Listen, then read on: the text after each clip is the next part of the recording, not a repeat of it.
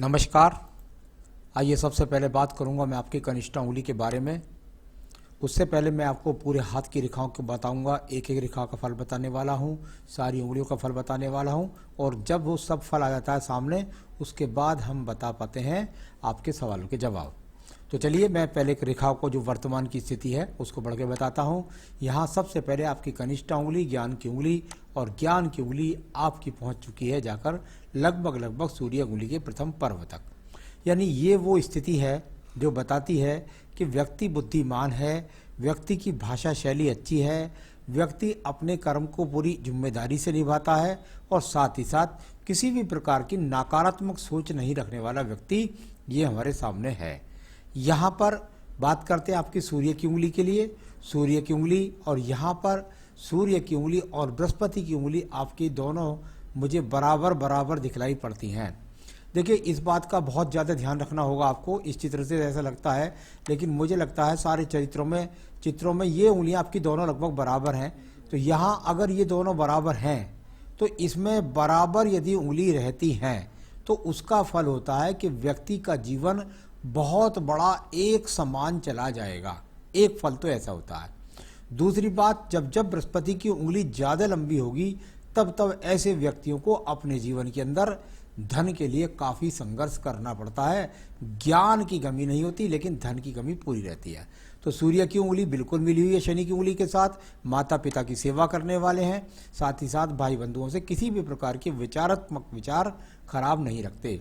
अब मैं बात करने वाला हूं शनि की उंगली के बारे में। शनि की उंगली और यहाँ पर शनि की 7.5, शनि की ढैया इस उंगली के हिसाब से खराब नहीं है।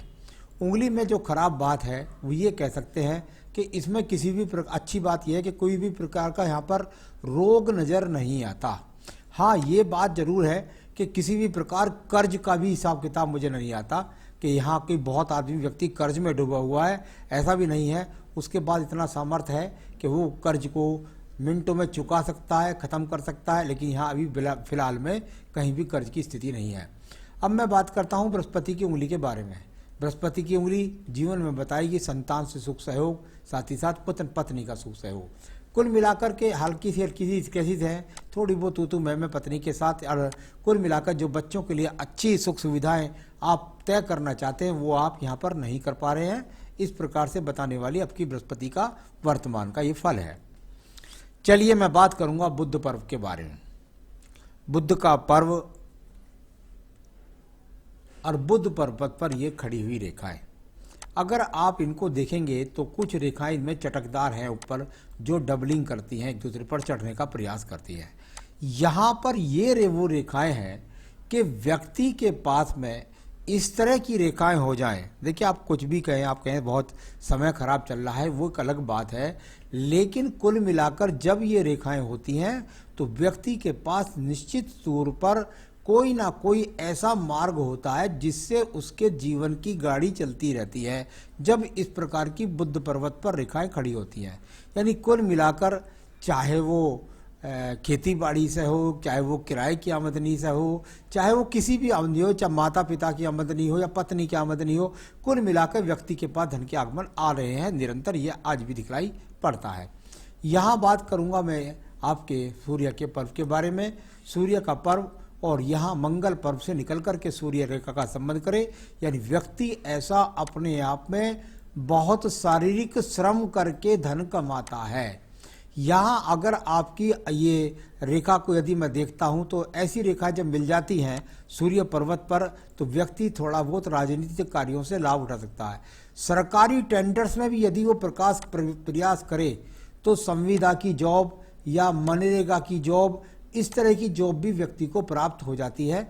यहाँ पर अगर व्यक्ति सही समय पर सही मेहनत करता तो उसको नौकरी मिलने के चांस भी रहते हैं। चलिए मैं बात करता हूँ आपके शनि पर्व के बारे में। शनि पर्व और शनि पर्व पर दो खड़ी हुई रेखाएं, यहाँ पर दो पक्की रेखाएं आपके शनि पर्व पर, दूसरे हाथ में देखिएगा, ये शनि पर्व पर दो पक्की रेखाएं। ये क्या पक्की रेखाएं हैं? जब ये पक्की रेखा किसी भी पर्व पर खड़ी हो जाती है और छुटक करके भी है तो इसका मतलब ये हुआ कि घर का स्वामी घर में है। शनि यानी घर का जो कारक है शनि, वो आपके घर में विराजमान है। यानी कि ये वो निरंतर खड़ी रेखाएं अगर आपके हाथ के अंदर ना हो तो ये व्यक्ति को दूसरे के आगे हाथ पसारने के लिए मजबूर करती है। तो यहाँ अगर बुध पर्वत से दिखाई दिया तो यहाँ सम्मान सूर्य पर्वत से दिखाई दिया, और शनि पर्व पर यह खड़ी रेखाएं बताती है कि आपके जीवन के अंदर निश्चित रूप से आपके पास स्रोत कहीं ना कहीं से बने रहेंगे, आपको डरने की कोई भी आवश्यकता नहीं है। मैं बात करता हूं आपके बृहस्पति पर्व के बारे में। बृहस्पति का पर्व, और यहाँ पर जब इस प्रकार से ब्रैकेट्स बन जाए तो व्यक्ति के जीवन के अंदर पैतृक संपत्ति अवश्य मिलती है, अपना स्वयं का उसका मकान होता है।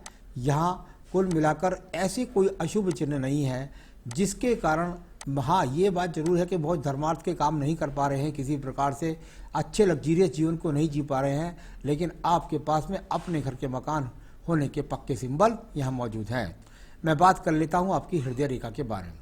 हृदय रेखा, और यदि आप देखेंगे हृदय रेखा तो थोड़ी सी साइड वाइज रेखा, यानी कुछ रेखा नीचे से लगती है, कुछ ऊपर से लगती है, और सीधी हृदय रेखा जाकर बृहस्पति पर्व को देखती है। किसी प्रकार की बीमारी का कोई योग नहीं, किसी प्रकार के हृदय से संबंधित रोगों का कोई योग नहीं। हल्की हल्की रेखाएं नीचे की तरफ गिरे तो मन से व्यक्ति कुंठित होता है, मन में कुछ दर्द चलता रहता है, कुछ अपने आप से संतुष्ट नहीं होता, लेकिन रोग के कोई संकेत यहाँ पर नहीं है। साथ ही साथ पत्नी का सुख सहयोग भी ठीक है। मैं बात कर लेता हूँ आपके निम्न मंगल पर्व के बारे में। निम्न मंगल पर्व से निकाहों का निकलना अनिवार्य होता है। जब ये रेखाएं यहाँ जाकर के एक दूसरे पर चढ़ने का प्रयास करें और ज़्यादा लंबी नहीं होती तो व्यक्ति के प्रयास निरर्थक हो जाते हैं, यानी कि ये वर्तमान की स्थिति में कह सकते हैं कुछ प्रयास आपके यहाँ पर निरर्थक हो रहे हैं, आप उसके हिसाब से ज़्यादा अपने आप में संतुष्ट नहीं हो पा रहे। मेहनती किस्म के व्यक्ति हैं, लेकिन फिलहाल में आपको वो प्रयास आपके सार्थक नहीं हो रहे हैं। मैं बात कर लेता हूँ इसके बाद में आपकी बहुत शानदार बुद्धि रेखा के बारे में। कितनी शानदार बैलेंस होकर के चलने वाली बुद्धि रेखा, जब इतनी बैलेंस होकर के चलती है तो ऐसा व्यक्ति अपने जीवन की नैया को संभाल जाता है। उसकी बौद्धिक शक्ति इतनी मजबूत होती है कि वो हर हालात में अपनी स्थिति को संभाल लेता है और बिल्कुल समाज में महसूस भी नहीं होने देता और अपने कार्य को चलाता रहता है। तो बहुत अच्छी बुद्धि रेखा व्यक्ति को, मैं कहता हूँ स्वास्थ्य अच्छा होना चाहिए, अच्छी बुद्धि रेखा होनी चाहिए, ये आपके पास है। निम्न दूसरा पर्वत पे देखता हूँ मंगल के पर, उच्च के पर, तो यहाँ पर किसी भी प्रकार से मुझे कोई झगड़े के, झंझट के, मुकदमों के योग नजर नहीं आते।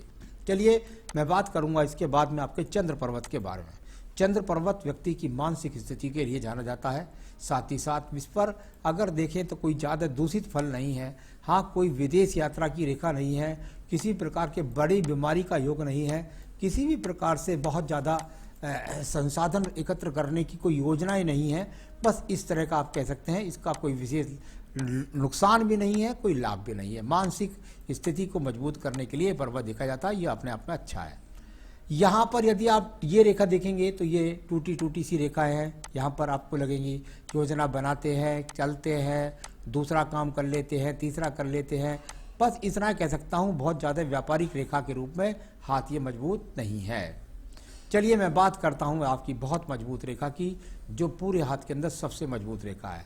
यहाँ पर यदि आप इसको देखेंगे तो ये रेखा जाकर के मणिबंध के पास से निकल कर चले तो व्यक्ति के पास पैतृक संपत्ति होती है, परिवार का पूरा सहयोग होता है। इस रेखा के बारे में एक बात और बता दूं, यही रुक गई है। देखिए आप, अगर आप इस रेखा को देखेंगे तो ये रेखा आपकी सीधी सीधी ये भाग्य रेखा का स्वरूप कहलाती है। अब प्रॉब्लम इसमें क्या है ये मैं आपको बताता हूँ। आप अगर यदि दूसरे हाथ से देखेंगे तो बिल्कुल सीधी रेखा यहाँ जाकर आपकी रुक गई। ये देखिए, ये सीधी रेखा आपकी यहाँ जाकर इस जगह पर रुक गई।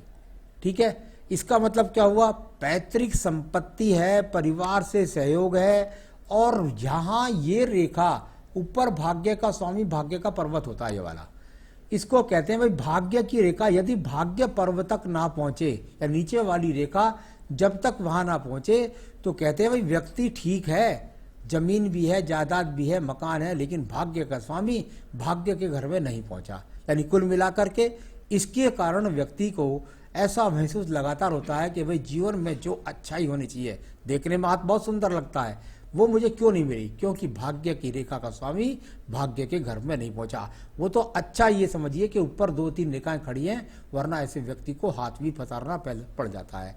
अब मैं बात करता हूं इसी रेखा के साथ साथ आपके जो है फलों के बारे में बताऊंगा, मैं सवाल का जवाब बाद में दूंगा। तो भाग्य रेखा का यहाँ इस तरीके से फल मानिए। अब बात करता है इसके बाद में आपकी शुक्र पर्व के बारे में। शुक्र पर्व संसाधनों का पर्व होता है। यदि संसाधनों के पर्व की बात करते हैं तो यहाँ पर यदि आप देखेंगे तो आपको ऐसा प्रतीत होगा कि यहाँ पर किसी भी प्रकार का कोई दूषित चिन्ह नहीं। यहाँ से हम पत्नी का सुख देखते हैं, बच्चों का सुख देखते हैं, उसमें कोई कमी नहीं दिखाई देती। यहाँ से संसाधन को देखते हैं, जो व्यक्ति की शिक्षा है, जो स्तर है, उसके हिसाब से संसाधन भी व्यक्ति का नजर आता है, तो वो संसाधन भी यहाँ नजर आए। बात करूंगा इसके बाद मैं आपकी मंगल रेखाओं के बारे में। शुक्र पर्व कुल मिलाकर ठीक है, और शुक्र पर्व के बाद छोटी छोटी मंगल रेखाएं जो सपोर्टिंग रेखा के रूप में नहीं है, ज़्यादा मजबूत नहीं है, इसलिए इनका कोई ज़्यादा लाभ नहीं है। तो चलिए, ये अपने आप में वो रेखा। अब बात करेंगे हम आपकी यहाँ पर आयु रेखा के बारे में। आयु रेखा आप यहाँ से देखेंगे तो ये थोड़ा सा इस प्रकार से जाकर के और यहाँ हल्की सी जाकर ये भाग्य रेखा के पास रुक गई। जब ये रेखा यहाँ पर रुक रही है, ये जो नीचे का यव का चिन्ह है, इसका मतलब होता है शुक्र पर्व में यव का चिन्ह बन जाए तो व्यक्ति अपने जीवन में उच्च स्तर के संसाधन प्राप्त नहीं कर पाता। उसको वर्तमान में ऐसा समझ सकते हैं, क्योंकि ये मछली का चिन्ह तो अपने आप में नहीं लगता। तो ये अपने आप में यहाँ अगर आयु रेखा की बात करते हैं तो अभी लगभग 74 वर्ष की अगर आती है।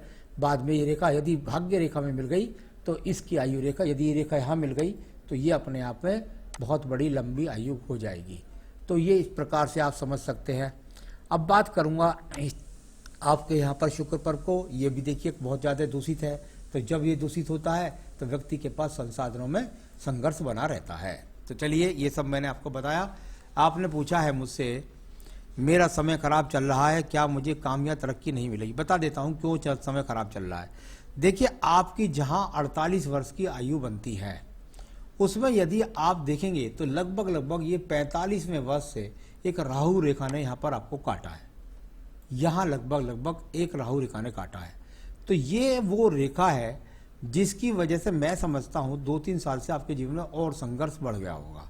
इसके बाद भी आपके पास लगातार कर्म रेखा भी है, आपके पास पैतृक संपत्ति भी है, और कुल मिलाकर भीख मांगने या किसी के सामने हाथ पसारने की आपको कोई जरूरत नहीं पड़ने वाली है। तो ये वो स्थिति है जिससे आप धीरे धीरे आप उभरने वाले हैं। आपको चिंता की कोई जरूरत नहीं है। मुझे भाग्य के स्वामी को भाग्य के घर पहुंचाना है। जो रेखा मैंने बताई थी, बस उसको ऊर्जित करने के लिए मैं आपको उपाय बता दूंगा, कर लीजिएगा और फिर देखिएगा आपके जीवन में आपको सही स्वरूप आपका मिल जाएगा।